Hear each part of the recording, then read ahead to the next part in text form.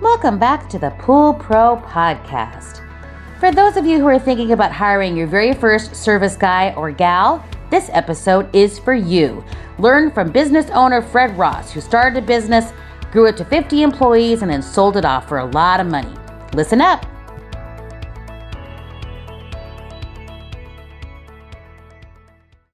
Dave does such a great job in talking about the technical side of the pool service industry.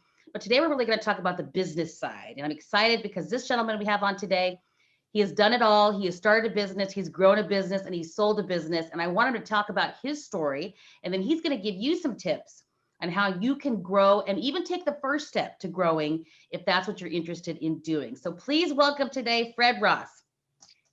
Welcome, Fred. Thanks. Hey, Fred, how are you today? I'm doing great. Fantastic. I'm very excited to be here. Share what I can about, my story and how I can help anybody else, grow to meet whatever dreams and aspirations they have. Yes, and that's what's exciting. So, Fred, tell us a little bit about your story on the service side of the industry. Tell us how you got started and how that kind of came to the growth cycle and then the selling cycle. Can you tell us a little bit about that? Sure. It's kind of a funny story because I have an interesting background for somebody in the pool service industry. My brother-in-law was helping out a friend of his in Temecula who had more work coming in than you know what to do with. And he says, I got to tell you about this pool business. I was looking around at different things, all kinds of different industries. And the more he told me about it, the more interested I got. And I thought, you got to be kidding me. There's an interest. This is about 2000, 2001. Okay. I said, you got to be kidding me. There's still an industry left in America that has decent profit margins, that has very little competition, it's easy to grow, easy to get into, and pretty easy to learn. I said, this is still around? I couldn't believe it. I didn't think anything like this existed anymore. So I decided, well, what the heck? So I went over to the car dealership and I traded in my Lexus on the cheapest Ford Ranger I could get. You think you'd be able to get a better car for trading in a Lexus there, Fred? I wanted the cheapest one I could get. I said, do you have one that doesn't have any carpet? I wanted rubber floors and crank window. I mean, the cheapest one you can get. I think it was brand new. It was like $14,000 or something. That's pretty cheap for a brand new truck. So anyway, then I thought about just starting. I thought, well, this is going to be really slow. I just hang out my shingle. I don't know what I'm doing. Nobody knows me. Well, they got to hire me to do their pool. This is going to be hard. So I got looking into the route brokers and I'm like, well, maybe I'll start by buying something small. I didn't have a lot of money. 47 years old. I've been making all this money, but I spent it as fast as I made it, just like a lot of people. Living in California, it's expensive. Yes, it is. So I didn't have a whole lot. So I had some equity in my house, so I could borrow against that. So took out some home equity and I went and bought my first route from the pool route brokers and started with about 30 pools. That's it. So I got my truck, my pole, 30 pools. And I found out real fast that I got really 30 bad pools. People sell pools. Wonder the guy wanted to sell them. People never wanted to upgrade the equipment. They were all leaf monsters. The rates were really terrible. Yeah. Wow, no wonder this guy wanted to sell these pools. So, but I worked as hard as I could, and I just kept at it. And I tried to learn as much about the business, and that's when my first exposure to all of the bad tribal knowledge, I would call it, that exists in the pool industry. Yes. I'd go to SCP and hang around by the trucks, and guys would tell me, I'm like having this problem, and they'd tell me this and they'd tell me that, and I thought, that doesn't sound right? That doesn't sound right. There's got to be a better way. And so I started, well, maybe I need to go to the manufacturer and learn what they say about this. Maybe I need to learn what the pool builder says about this thing on the plaster or whatever the issue was. I need to go to a different source. I'm going to stop listening to these guys. Mm-hmm. Their urban myths and stuff, and do some homework on my own. So that's what I did. And then the customers sort of started to pick up on that. Hey, this guy really knows his stuff. And then I felt more confident about it. I'm like, okay, I think this is going to work. I think this is going to be a good deal. So then I find another guy, and he was kind of an urban legend around here.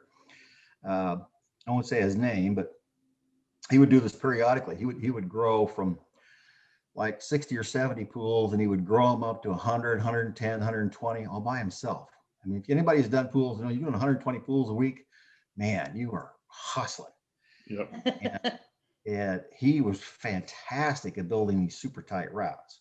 So the pools I got from him were A class. I mean, these pools, I could park my truck and go from neighbor to neighbor to neighbor to neighbor and do 4 or 5 pools and not even have to get back in my truck. I thought, this is incredible. This is tight. This is the way you want to do it.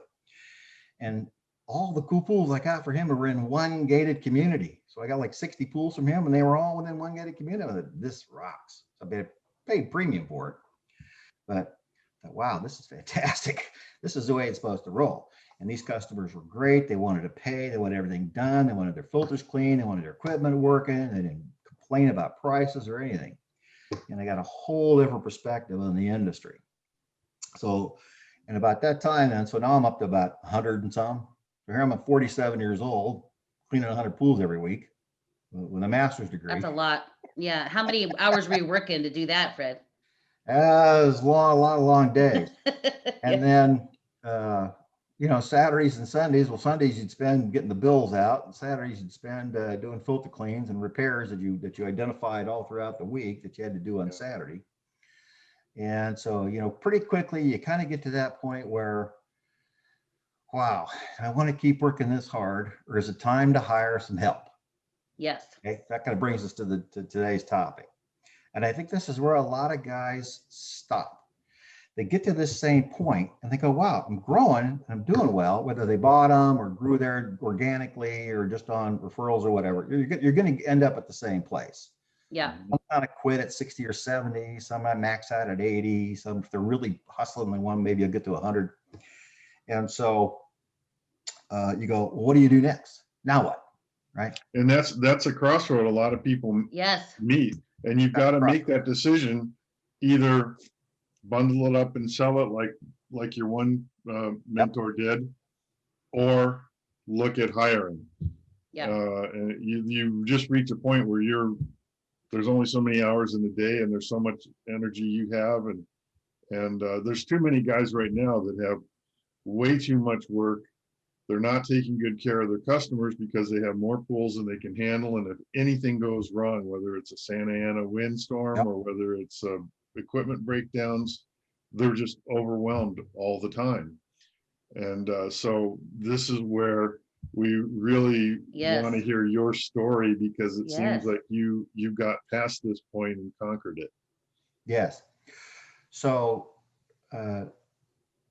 what was hard for me will be easier for most guys. What was really hard for me was I had all this baggage. So here I was making all this money at a big house in Poder de Casa with, if you know where that is in Southern California, that ain't a cheap neighborhood. And, big mortgage, and my wife didn't work, and a lot of overhead. And, it's like, wow, I got a lot of baggage I'm dragging into this. And my break even every month just to pay my own personal expenses was a pretty big nut. So if I had a lot less overhead, it would have been a lot easier for me going forward on this. It didn't really dawn on me until after I'd been through it that each one of these steps you take, I consider it's like a stair step, because you're going along and now you've got all these pools and you're making more money maybe than you have in ever in your business, right? And things are going great, but you're overwhelmed and you're wore out. Every time the Santa Anas go, you don't want to get out of bed. And I remember those nights lying in bed here and the wind's going, oh, no. Yep. So somewhere it's going to be bad. Yeah, we've all had that. So you think, well, what am I going to do? Because here's the challenge is as soon as you hire that first guy, you're going to take a big hit in your income. Yeah. You're going to. That's it. And that's the scare. That's the fear. That's the scary part. And some guys think, well, I'll just make up for it and I'm going to do all the repairs. Maybe they were subbing some out because they just didn't have time, and they had some guy and they were giving him the new motors and the heaters and whatever. They think, wow, but is there enough there? And so they think, well, okay, I'm going to give a guy I'm going to find a guy and I'm just going to give him part-time. I'm just going to give him 30 pools. Well, then they're going to get a guy who's not very committed. I mean, you're going to lose him real fast, right? And I think they do that and they lose him, and it's so hard, and they get frustrated and they just forget it and they quit. Yeah. Instead of thinking, well, why didn't that guy make it? Because you didn't give him enough. You got to give him enough to make a living, or because if he's just doing 30 pools for you and he's doing 30 pools for somebody else, and still not making much money, what's he going to do? Yeah. And if you're just 1099ing him, which you could probably get away with, it's not legal in California to do that anymore, but on Other places, right? on other places you can, and Yeah. and still, if it's just a subcontract off a guy for 15, 20 pools, nobody's going to get too excited about that anyway. So you got, you give that, but then now you're still doing a bunch of pools. You're still doing a bunch of pools yourself, and you're still doing all the repairs. And you've taken a hit in income. And now you're working twice as hard. Now you're even working harder because now you got to supervise this guy. Yeah. Yep. Yeah. So what do you do? So it becomes this, that's why I call it a stair step. So you got to make this investment in yourself and in your company, and you're going to take a personal hit on the income. Now, if you weren't taking everything out, let's say you're only taking out 50 or 60% of what you had coming in. Well, now you've created enough space in there for you to bring on that guy and not take a personal hit in the income, right? Right. Good. So every time I went underwater, I'm losing money every time I hired somebody, and I had to borrow more money. But that was the commitment I was making. But to avoid that would be the way to do it. And in other words, it's like living below your means. So instead of running right out and getting that new Raptor because you're just killing it, when you hear the guys posting on Facebook, you go, I'm going to keep driving the old beat up truck, and I'm going to put the money in the bank and get ready for this stair step, for this big investment. Okay. Right. Mm-hmm. You get over that pretty quick. So you do that, and then you're like, okay, gee, now I got some time. So if I gave 60 or 70% of my pools to a full-time employee, well, now I got time to go hustle more business. I got more time to go get more customers. I got time to go do more bids, meet more things, do all the repairs, go to some schools, invest in yourself. You got time, you can do lots of things with, but you don't have time. Now, the other thing you have to do, and this is another big mistake guys do, they just turn them loose. You can't do that. You got to train these guys. They got to do the pools the way you want them done, to your standard that got you to where you were, and you got to supervise them. You got to go and do the mystery shopper thing. You got to roll up and check on them 10 minutes after they left. See how they left it, right? Are they doing a good job? And you don't call them up and scream at them and yell at them. You use that as a way to coach them. Dude, you're missing this or whatever. And then maybe you go run with them again. You go roll with them again for a day. You go roll with them again for a couple of days and say, okay, you're running back to your truck 4 times at every stop, and you're doing this and you're doing that. Let's get rid of these bad habits you picked up and get back to where you're doing this smooth and professionally and quickly and efficiently, right? And not missing anything, right? And it's all like one of the guys that I taught and mentored over the years and became a manager, he called it Fred's shoe tying method. And you know how it is. Once you learn how to tie your shoes, you can do it blindfolded, right? So it's just that habit. It's all these little habits that you build, and you've got to build those habits in your employees the same way. Mm-hmm. Now, once you've got that first person, you go, wow, this guy's really doing a good job. Now I can kind of let him go on my own, and I can concentrate on getting the next batch of customers. So now I can do it again. So now I'm still doing some. Let's say you had 100, you gave the guy 60, you still got 40. Now you need 20 more. Now you get that next 20, and guess what? Now you got 2 full-time employees. Boy, now you've already leapfrogged yourself into probably the top, 20, 30% of pool service companies out there that don't have any employees. Now you got 2. Yeah. Now you got 2, and you got 120 pools. Those 120 pools got filter cleans and repairs all the time. And plus you're marketing and you're doing the billing, and you're like, wow, you're starting to have a little company here. Now you are free to really get that next 60 pools. And whether you buy them or organically grow them, that's up to you how long you want to take to do it. But now all of a sudden you're up to 180 pools. And that's where that spreadsheet I showed you comes in. So now you're up to 180 pools. Each one of these stair steps as you go up, each one of these employees that you hire, whether you provide them with trucks and all the other overhead that goes along with it, and work comp insurance and all that stuff, you're going to take a hit if you're taking all the money out. If you're not taking all the money out, you're going to have the money there to pay for all this. You follow me? So each one of these steps becomes easier.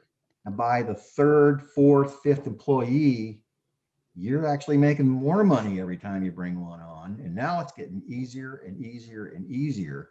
And then by the time you get to 6, 7, 8, you got enough to pay for a supervisor. And then that's your next big hit.